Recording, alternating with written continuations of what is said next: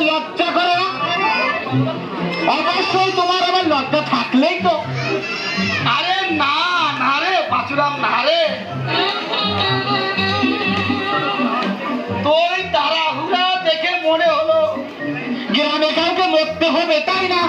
হ্যাঁ, একটু ভালো কিছু ভাবতে শেখো, বুঝলে দাদু?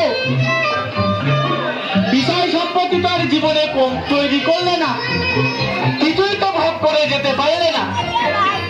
একটা মাত্র ছেলে, তাও তো আবার সংসার ত্যাগী, হরিনামের ঝুলি কাঁধে নিয়ে হরিবল হরিবল করে ঘুরে বেড়াচ্ছে।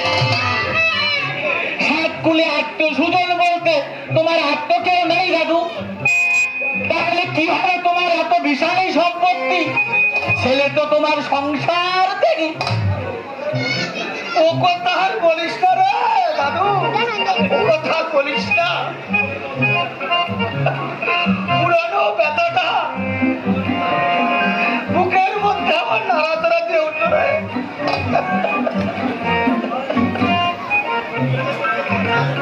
ছেলেটাকে নিয়ে বড় আশা ভরসা করেছিলাম, আমার সব আশা ভরসা জলঞ্জলিতে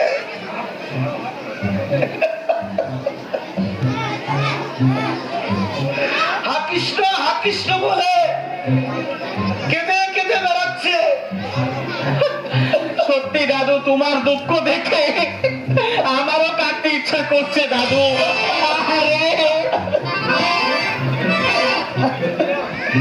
ভেবেছিলাম ছেলেটিকে বিবাহ দিয়ে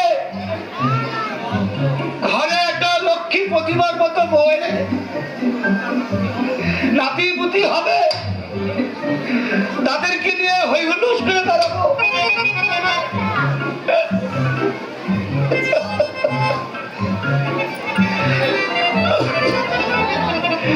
কৃষ্ণ কৃষ্ণ বলে হই হুল্লোড় করে বেড়াবো। কি সুখের জীবন ত্যাগ করে ওর মা অকালে বিদায় নিয়ে গেল। ছেলেটি আমার পথের কাঙ্গাল হয়ে গেল। সবই তো কপাল দাদু ভাই, সবই তো কপাল। তুমি ঠিক বলেছো দাদু, সবই আমাদের কপালের লিখন।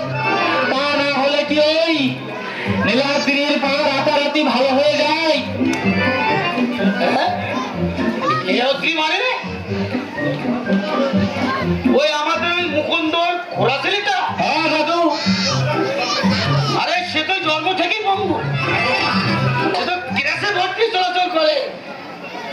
এখন আর ক্লাসে ভর দিয়ে চলাচল করে না দাদু, এখন সে আমাদের মতো স্বাভাবিকভাবেই চলাচল করে। শুধু তাই নয়, সে নাকি সাক্ষাৎ জগন্নাথ দেবকে দর্শন করেছে। এমনিতেই ছেলেটা জগন্নাথ দেবের ভক্ত ছিল। সবাই বলা বলি করছে স্বয়ং জগন্নাথ দেব নাকি তার পঙ্গুপা ভালো করে দিয়েছে। পঙ্গুপা ভালো করে দিয়েছে? জগন্নাথ দেবের তার খেয়ে বসে কাজ নেই, আর পঙ্গুপা ভালো করে দিলে? তুই কি সব আবল তাবল বলছিস? আমি কিন্তু কিছুই বুঝতে পারছি না। তোর মাথা কি ঠিক আছে তো? তোমার বিশ্বাস না হয় চলো আমার সাথে, নিজের চোখেই দেখবে।